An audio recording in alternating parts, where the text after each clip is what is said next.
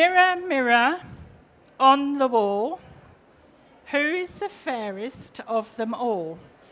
Stick your hands up if you've heard that before. How many of you said it to yourself in the mirror? Do you ever ask whether you are fair enough, good-looking enough, attractive enough, etc.? Most people will do it in their heads, and most people in the morning will look in the mirror and think, oh, let's put something on. But mirror, mirror on the wall comes from a fairy tale. And the important thing about that is that women, in particular, are conditioned to see ourselves in a certain way. And maybe the men also are brought up as boys to see women in a certain way. So who said those words? It was the wicked witch in Snow White. And that was the stepmother. But she was an older woman who had the magic of witch power. She was a very powerful woman. And what we've got here is this archetypal figure of women as they get older, of actually being afraid of losing their looks and having an aggressive power where they want to obliterate the young, innocent-looking ones. They feel jealous and envious. And in the other hand, in fairy tales, what we have is the passive old woman, the one that Red Riding Hood has as a grandmother, where she was basically being looked after and fed, and Red Riding Hood went to feed her, and she was so weak and feeble she got put in a cupboard by the wolf and shoved away, and then eventually she was eaten, or she was afraid of being eaten, but Red Riding Hood, the younger one, came and saved her. So these images of women are taught to our children that as you get older, you actually lose your looks and you become quite powerfully aggressive, or you become weak and feeble and dismissed. And this is what I find with my clients, is that many of them feel that as they're getting older, they start going down a slippery slope. So where they reach the top of their career, or they have their family and they're the matriarch of the family during the Christmas dinners and all this kind of thing, they find that they reach a point where their career is sliding away because of their age. Simply because they're getting older, things start being taken away from us. And we also start worrying about how our health will be, whether we've got enough pension, whether we've got enough investment, whether our relationships are going to last, or we may be facing relocation or even bereavement. So what we're going to look at is how we can turn that around and change. So that I'm hoping that this, if you're younger, it might not be in your mindset yet, but certainly if you're coming up for 50 or looking just past 50, it's often a very common aspect that these things build up. So let me just see if I get this right. So why do we worry about being older? It's a natural process, and it shouldn't really give us the stress that we feel it does. But quite often, being older comes with particular differences that we've not met before in our lives. And one is that we become unseen. People start dismissing us, and we try and look beautiful. We have the fillers and all the liposuction, and we try and pull ourselves together to look 20 years younger. And there's a lot of ageism around women at the moment to be 20 years younger. And the phrase at the moment is also to be the ageless generation. Ageless in the sense that you always look young. Not ageless in the sense that you're empowered by being older, and that being older and your wrinkles and your lines and your stretch marks are wonderful things to have and should be valued. But no, an ageless generation that's forced and sort of oppressed into feeling they have to look a certain way. Obviously, some people go to extremes, but even in a very subtle way, we all read about it in the magazines, and that's where we feel we're going. So with that, there comes a lot of pressure, which leads to stress. So I'd like you to think now, on a scale of 0 to 10, how stressed are you? How stressed are you today? Perhaps not, but how stressed are you in your life? And is that partly because of your attitude towards your aging process and your ability, or what that means to you, your capability as you get older. Are you thinking about a pension yet? Have you thought about how you're going to live later on? Are you of the age, like I became, where suddenly I turned 60 and they said, oh, sorry, you've got to work another 6 years. Now, I was a lecturer in a university and a college working with 17-year-olds who don't want to be there, who want to be on their phone, and it's up to them what they decide they're going to do. So they take their breaks when they want to, not when you tell them. So it was quite stressful. And on top of that, the older students were just very demanding and very needy. And it's a 24/7 job. And they were asking me at 60 to work another 6 years at that pace at a job that was hardly able to do. There's very few of us at that level that can do that. At the same time, they took away my roles that I had because I was part of the grey brigade. I'd let my hair go because I didn't have time to go to the hairdressers. I didn't have time to get my nails done. I didn't have time to go shopping. I was doing marking in the car in the traffic jam. I was making all my emails to parents and that in the traffic jam while I was waiting for an hour to get home on a 20-minute drive. And then when I got home, I would have something to eat and start marking again or prepping the next day. And there's not just that job, there's lots of other jobs where modern women are expected to carry an even greater load than they've ever done before. And so to be told that your pension isn't good enough, or that your husband's going to go off with somebody younger, or something else, you need to relocate, and you're looking after your grandparents, your own parents, and your grandchildren, the stress builds up. So has anybody felt like that? There's quite a few hands go up. You don't have to put your hand up. Inside your head, you know that what I'm saying is true. Another aspect, there's two connotations here. One is we sleep less. We've got worries and concerns on our mind, and in the old days, we used to go to sleep when the sun went down and get up when the sun came up. Now we've got electricity and all kinds of digital stuff. Facebook first thing in the morning, Facebook last thing at night. And so basically, we don't sleep very well. The stress mounts up and we become anxious. We aren't able to think clearly. Starting in the main stage in 5 minutes. Yes, let's not run after Jason. We'll see him later. Introduced with Jason Bell on the main stage. That's on the 3rd floor in the auditorium. Well, Last remaining seats available. I will talk over it. So basically, the bedroom can become a bit of a nightmare, and it can become surrounded by work.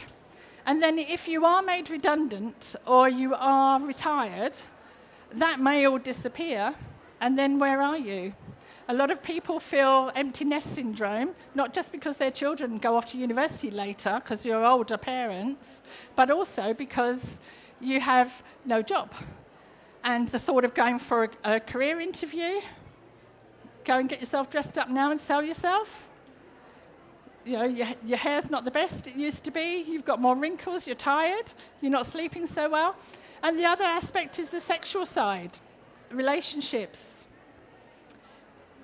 Menopause comes to all of us, some earlier than others, but most of us will be through the menopause by 52. The average age for menopause to be finished is at 52. And basically, where's your partner? And there are more and more women alone, choosing to live alone, and therefore carrying all the stress by themselves. So women in particular, their lifestyle has changed quite a lot. And as we get older, the mindset is of being a slippery slope down to ill health. Stress will create illness, a degenerative body, not only your wrinkles, but it's what's happening inside. And so on that gloomy picture, you might find yourself sitting awake at night thinking, what am I doing with my life? Where's all my zest gone? Where's my passion? You know, who am I? Why doesn't anybody take any notice of me anymore? And so these questions can be quite stirring because then you hit a crisis. And some people will just go into grandmotherhood or slip into non-entity, and others will be empowered.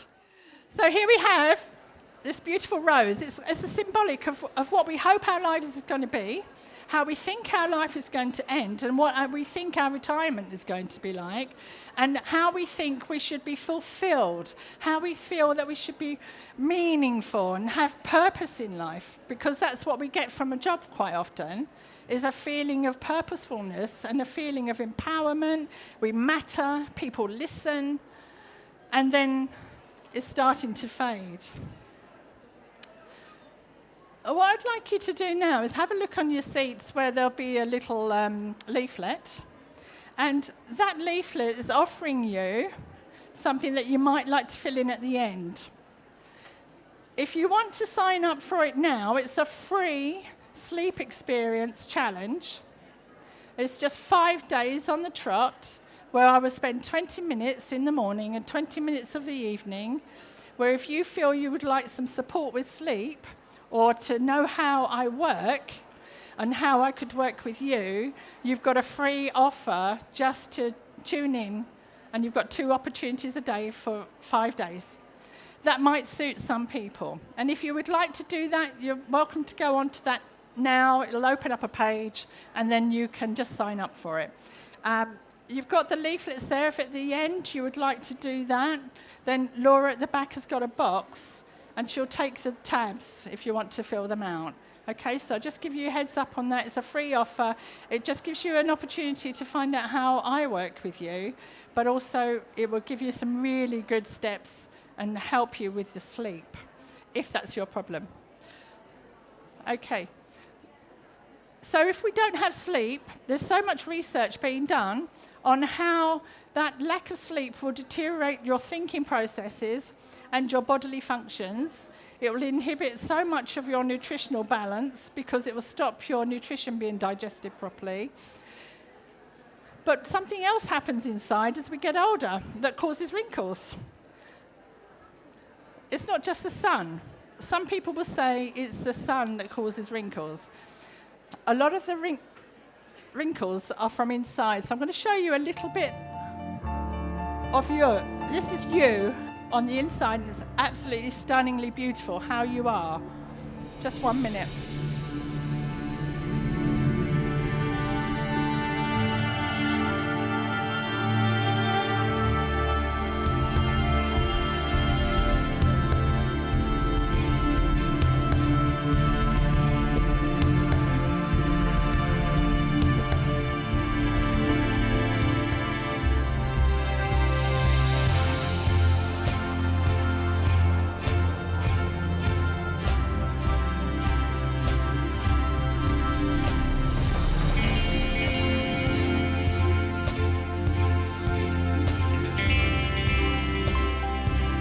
So what you're seeing is a cell, one cell in your body. And its journey. And these are things called mitochondria that live within the cells and give you energy. All these little flashes are things called mitochondria that are filling up your cells and giving it oxygen and helping it to release energy in your body. That's going on inside you right now. It's quite lovely.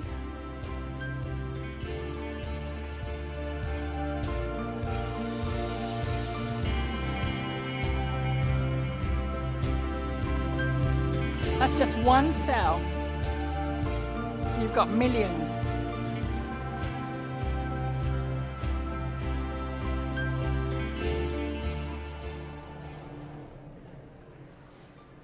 Okay.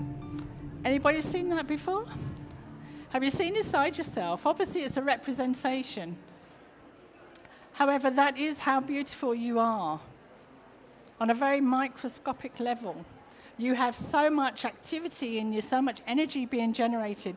But as we get older, it becomes attacked by free radicals. We have oxidative stress, which is inside stress.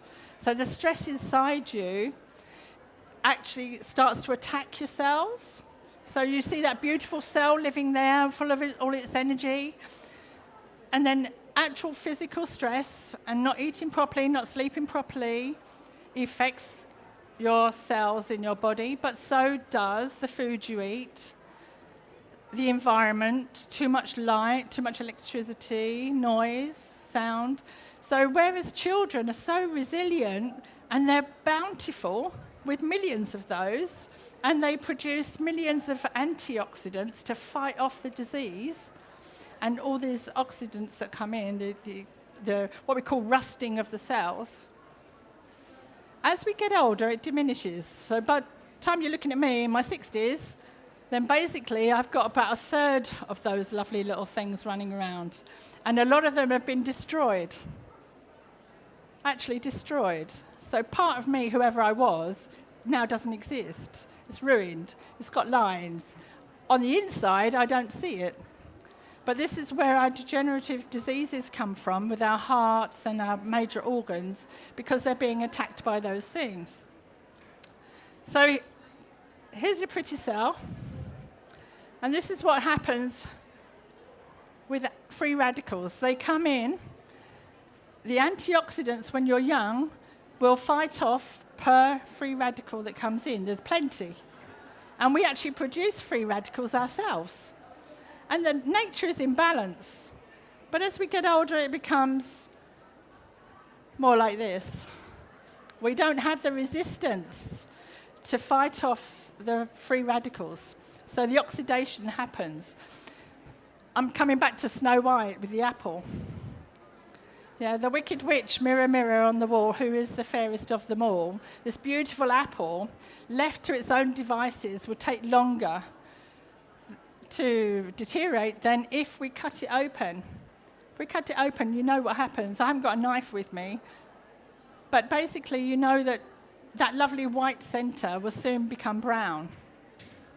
And our skin becomes wrinkled, dried up like a prune. We know that oxidative stress is linked to 200 diseases at least, and they're to do with your vital organs. And I'm going to talk to you a little bit about nutrigenomics, which is the new science, which helps you to change that free radical attack and avoid this.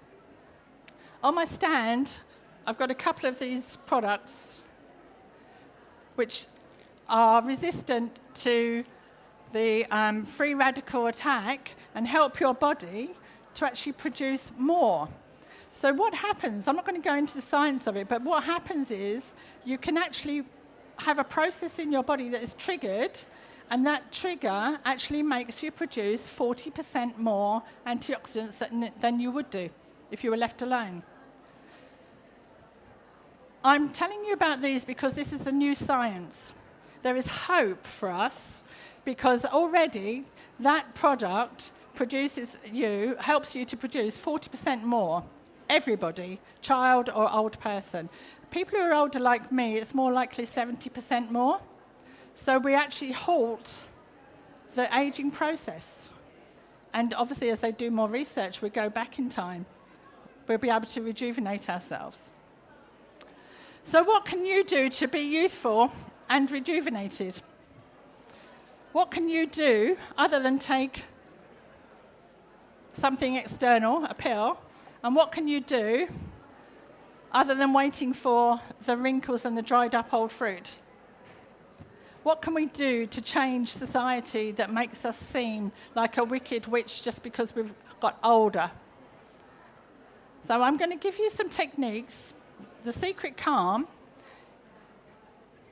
is about empowering you with some techniques that are so subtle that you can use them and nobody will know that you're using them. So I think if you were in a work situation or a family situation, that you might not necessarily want other people to know that as women that you feel weak. Most women I meet actually don't want anyone to know that they feel weak. They want to be strong. They want to be the head of the family. They want to do everything for their children. They want to be that queen. Not a bee, but a queen. They want to carry on. They don't like the thought of that slippery slope of losing their power. So I'm going to give you some techniques right now, and you can do them while you're sitting, and it doesn't mean you lay on the floor doing any yoga. If you've come across them before, just go with them, and I'm going to give you about 3 or 4 things to do. Are you okay with that? Yeah? Everybody's nodding. Good, okay. So I know you're all breathing, and I'm sure you've all done breathing exercises, but we're going to start with a breathing exercise. The whole point about the secret calm is that it's subtle enough that you can use it in any situation without anyone knowing what you're doing, but it's very empowering very quickly. I like to think of myself as a first aider. I'm the first response to an acute situation of stress. Did anybody see this in one of my videos before we started? No? That's all right then, because I made a promise. When you're breathing, I'm going to assume that you don't know this, but obviously you will do, some of you.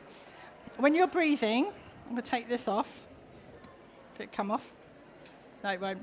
Go around the back. Most women breathe from the top of the chest, yeah? Most of you might be aware of that. We're shallow breathers, and the scientists don't really know why we breathe from the chest. They mostly think it's because we have babies around this area, and therefore we naturally want to breathe from here. Men, however, will mostly breathe from this part, the diaphragm. And so will babies and children, and so will you when you're asleep. And this is another reason why sleep is so important, because you need to have oxygen in your body, even when you're sleeping. So I'd like you to put your hands on here. Just sense where you're breathing from at the moment. And now I'd like you to take in a deep breath, but I'm going to use this. And what we're going to do is we're going to breathe in, but like a balloon, you're going to build up. And then breathe out and breathe away. I know it's very basic, but just go with it for a moment. Just breathe in and out. And in and out. Okay, well done. I can see you're all really going with this. So what I want you to do now, the best breath is the one from the belly breath that singers and swimmers use, but it's when you're asleep. So when you breathe from here, you send a signal to your brain. Your body senses all the time what's happening with you. Your brain will say, oh, you're going to sleep. Your brain will say, you're going to sleep. I'll send you some dopamine to help you sleep. So when you're feeling stressed, if you can breathe from down here, your brain will believe you and actually send you some dopamine and make you feel all nice and sleepy and relaxed, and your shoulders will drop and you'll feel good. But you may have difficulty doing that. So sometimes it's good to get something that you can play with. It could be your hands, but I use this with children. So breathe with me. Breathe in. You're a balloon. Breathe out. You're deflating. Breathe in. And breathe out. Now this is the most important step. This is the bit that you really need to do, because that was just the preliminaries. There is a space in between the breath when you hold the breath where you actually oxygenate your blood. So if you breathe in and hold your breath, oxygen in your blood, where does it go? It goes to all your major organs and your brain. And you get clarity. Instead of having the fog. Now, when you're stressed, your body shuts down, your brain becomes focused. Escape, escape, escape, like a Dalek. Your brain just tunnel vision on what you need to do, whether you need to get out or whether you need to escape or whatever you need to do. And so everything shuts down, except for your running organs, your arms and legs. That's why you don't think clearly, and you should never make decisions when you're stressed. So if you imagine you're older, you're tireder, you've got less resistance to life, and life seems to be taking everything away from you, the carpet's slipping away, and you can't make a decision, and yet you've got to make some really big decisions. Simple. Breathe. So let's do it together then. I'll use this so you can all focus. We're going to hold the breath this time. I'm going to do it 4 times, and then I'll show you something else. Right, so breathe in, like a balloon. Hold it. And breathe out and deflate. Now, you might like to do this on a count of 4. Okay, so we breathe in, 2, 3, 4. Hold, 2, 3, 4. Out, 2, 3, 4. Breathe in, 2, 3, 4. And hold, 2, 3, 4. And out, 2, 3, 4. Breathe in, 2, 3, 4. And hold, 2, 3, 4. And out, 2, 3, 4. Now, that may not be your rhythm, but I do suggest that you practice that, because if there's some guys in the room I know, but a guy will sit down, he'll relax his body, he'll watch television, and he'll breathe from here. He'll be walking along the road, he'll give the jacket off you and wrap you up, and he'll walk along sleeveless, because his muscles are built in a different way, but also he's got this insulation because he's breathing from here. And this is where babies, their tummy rises and falls when they're asleep. And so if you do that, if you induce it and make it, your brain thinks you're going to sleep and starts giving you dopamine. And so when you get dopamine, you feel more relaxed and you start feeling relaxed and sleepy. So I'm going to give you another way of tricking your brain. I want you to hold your hands up. Now, this is a little bit tricky, so I might have to turn my back to you. You're going to put your thumb in that hand, and you're going to put those 2 fingers in that hand, so you've got like that. So as long as you've got a thumb in one, and put the other 2 fingers in the other one. So you've got 2 things pointing in your palm. Yeah, so you're pushing on your pressure points. So I just want you just to put your hands down and relax, but just gently hold and push a little bit gently. You don't have to push hard. Put your hands down and it'll be better. Now, relax your fingers. Now, what you've got is a situation where you can be at work in a meeting, or you can be in court, or you can be in an argument with your family, whatever's stressing you out, and nobody can tell that you're doing something any more than they can tell that you're breathing. But basically what you're doing is you're pushing on pressure points, but those nerve endings send a message to your brain, and your brain says, you feel safe. And you feel safe because we've got a reflex when we're babies. Hold on to mummy's hair, hold on to mummy's jacket, mustn't fall. We hold on. As soon as we feel something in there, you know, if you put your thumb near a baby, you can't get it out, right? You cannot get that baby to let go. That feeling of holding on to something is why we wring our hands when we're upset, why we play with things, why we fiddle with things, and why we want to hold hands when we're depressed or lonely or sad. And yet really you can do it yourself, and you can teach children to do it. You literally just push, and no one knows you're doing it. Before you do a presentation, anywhere, meeting, driving test, anything, exam, it will make you feel relaxed because your brain again will say, you feel safe.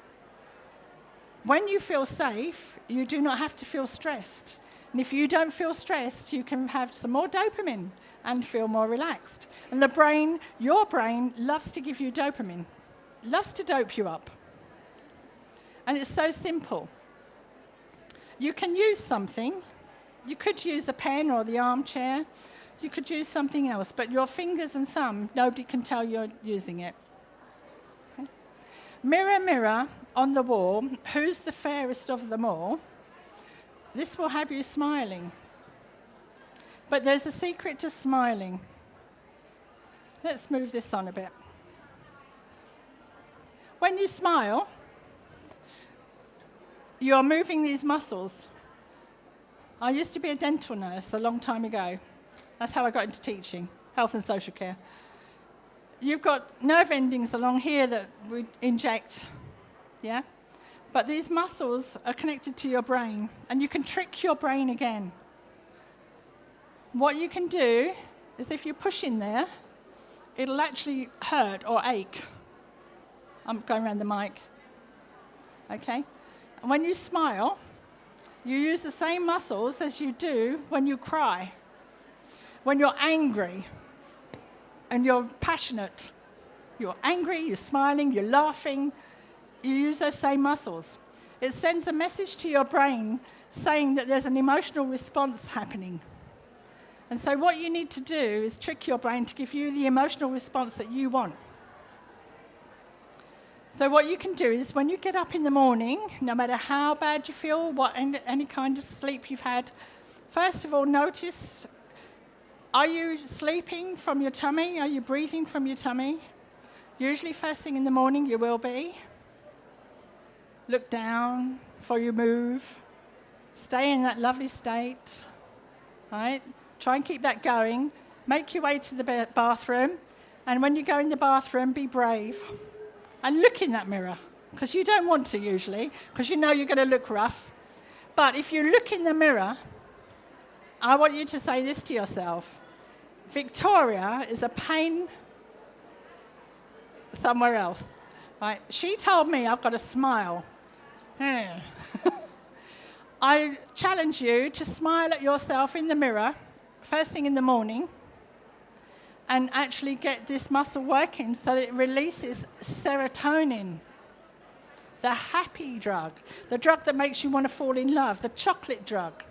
Okay, first thing in the morning, I bet you'll go through and you'll look at yourself in the mirror, if you're brave enough, and you'll say, ugh, Flaming Victoria, she told me I've got a smile. I don't feel like smiling, but I'm looking, and I'll go, ugh.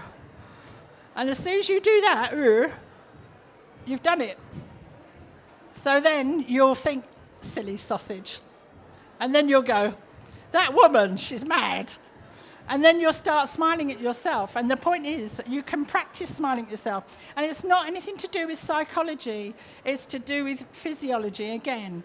When you stretch these muscles, you get a tingling up here. It releases serotonin, and serotonin makes you feel happy.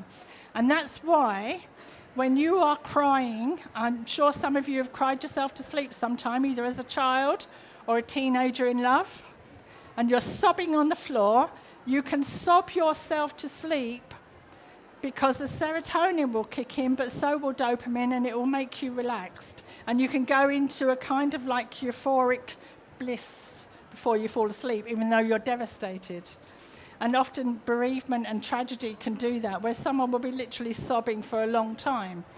Because the body wants you to survive, your brain wants you to survive, it doesn't want you to be miserable, it wants you to be happy. And at this point, we usually play happy music. Meditation, I'm not going to do some meditation with you, but meditation and visualization is important. There's lots of yoga and stuff out there. If you'd seen me 2 years ago, and there are some people in this room that did know me 2 years ago, who know that I didn't like driving at night, I was always tired, I was working and trying to set up a business at the same time, I was on that downward slope, I had hardly any pension, I've been on my own for a number of years, my kids are grown up, I've got grandchildren, and then all of a sudden I had to work another 6 years, and I was worn out. I couldn't sleep, I was working too hard, what do I do? I was going to get ill. I was convinced that I would have a traffic accident on the way home through fatigue and tiredness. I was convinced that I would get cancer or something. I had to. What else was I going to do? There was no way out. And in a way, it's kind of like wishing it on yourself. Like if there's no way out and you don't want to go for interviews and you don't want to go for a job, and who's going to employ you anyway, what else is there?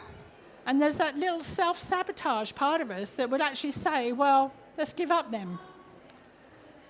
But I say to you now that as an older woman, 2 years ago, I transformed myself into a happy, smiling, exciting person.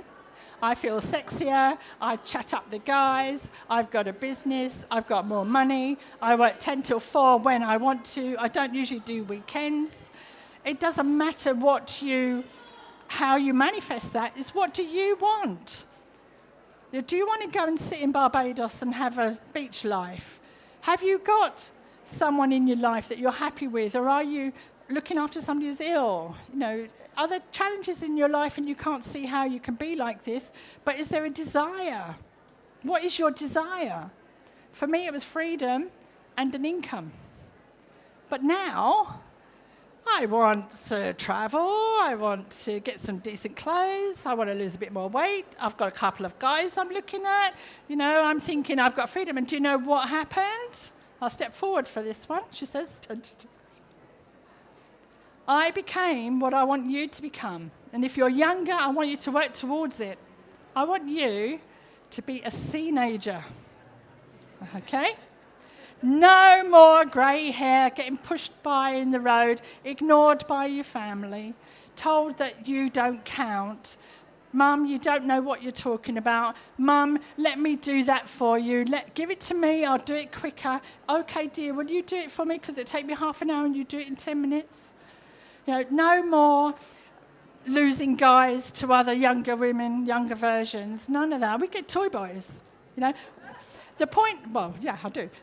But the point is that as a teenager, you go back to your teens, right? You're a protege of your family, your culture. You were just a little replica of that, and then you had to find yourself. And this is where women, older women, find themselves. Who am I?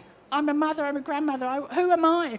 Where can I have meaning? What can I do to make my life purposeful? But if you go back to a teenager, really, the whole world is their oyster. And this is what happened to me. I woke up one day and I thought, well, hold on a minute. I don't have to work. I can live in my car. I could go to Cornwall tomorrow.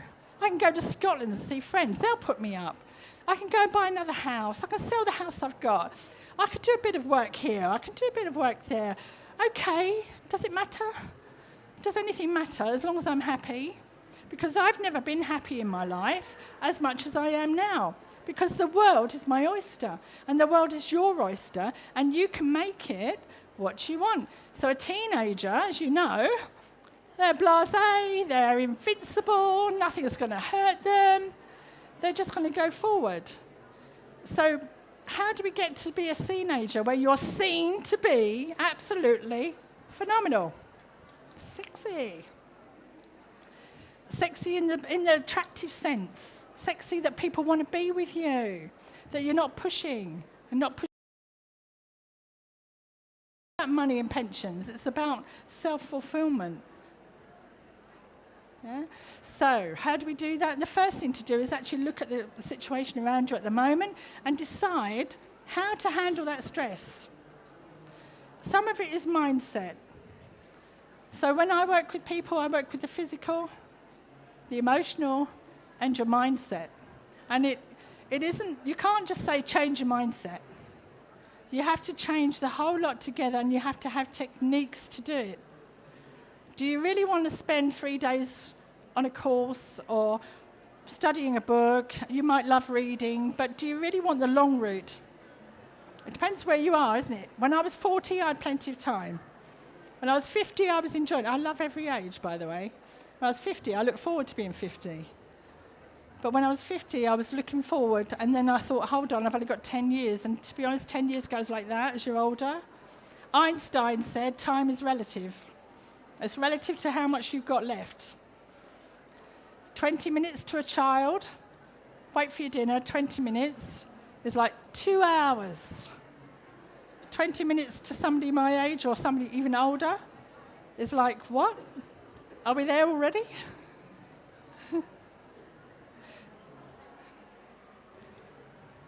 To be relaxed, to replenish yourself, and then to rejuvenate your life is what I'm asking for you to do. To actually think about what it is you want, how you can manifest that. Is there anybody who actually knows what they want? You can put your hands up. Yay, good. And I noticed they're mostly younger. Okay.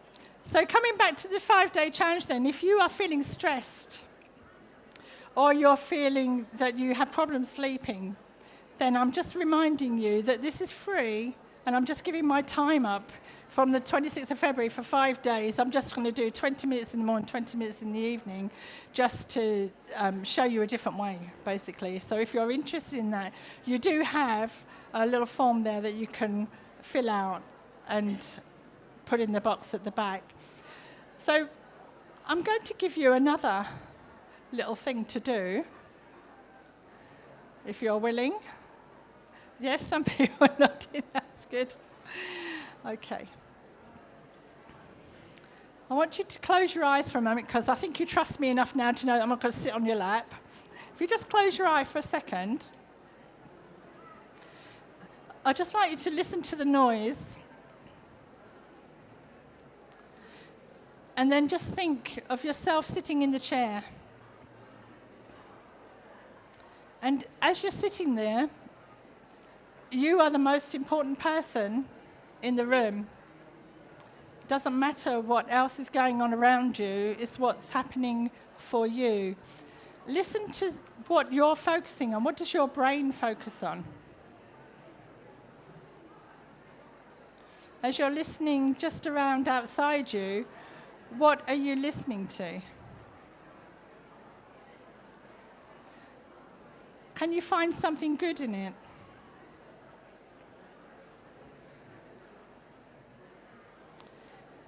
Can you listen further away? Maybe right down the far end of the building. Can you move your mind and your ears beyond what you've just listened to and further back? Going backwards. Can you listen to think, what could you hear outside? Outside of this building, what would you hear?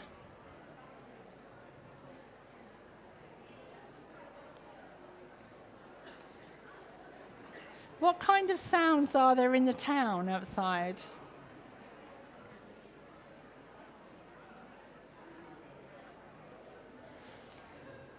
And you are the person here now. It's you that's listening.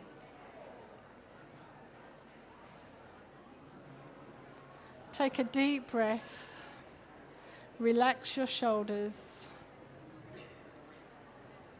Draw your mind back here, but keep your eyes closed. Now I'd like you to imagine that you are in front of a window. And as you're looking out of the window, you can see something beautiful that you want for yourself. Something lovely. It has to be something that you want for yourself that's beautiful. If you can't see something, think of something very simple.